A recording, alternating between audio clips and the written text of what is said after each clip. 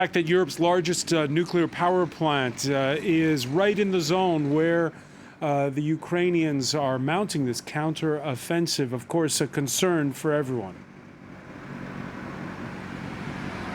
Oh, absolutely. I mean, I think the concern about the power plant only increases, although immediate worries that the draining of the reservoir could lead to a meltdown because there wouldn't be enough water to cool it were quickly put to rest by people who understand how these things work. It doesn't need cooling when it's not working. It's not generating electricity at the moment. On the other hand, if there were to be some kind of accident or explosion, I guess it would have come in handy to have a reservoir of water nearby, and now that reservoir is gone. Actually, I went to see it today a bit south of Zaporizhzhia. Here in Zaporizhzhia you can see the water level in the river has gone down, but you drive half an hour south and there's just flat mud where there once was a lake. I mean, there once was a lake. There was a lake a week ago. It's really very, very striking, and the consequences of the sudden disappearance of the water in the reservoir for everyone in the region are really, really bad.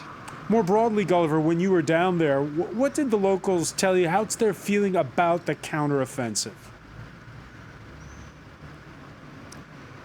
Well, I think that the people I spoke to had somewhat mixed feelings, or perhaps they were a bit afraid. That something you quite often encounter in Ukrainian villages is that people are a bit worried about what side they ought to appear to be on when they meet foreign journalists, and they weren't quite sure what to say.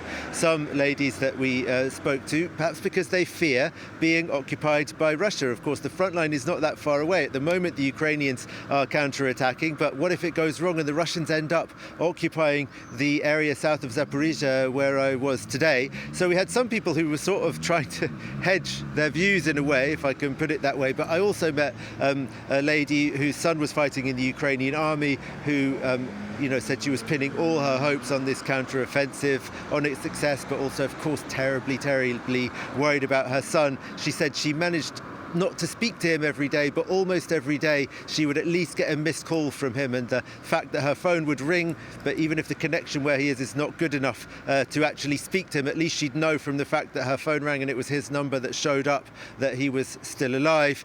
In that same village, I counted 4 fresh graves of Ukrainian soldiers recently killed in combat, and that's just in one small village south of Zaporizhzhia.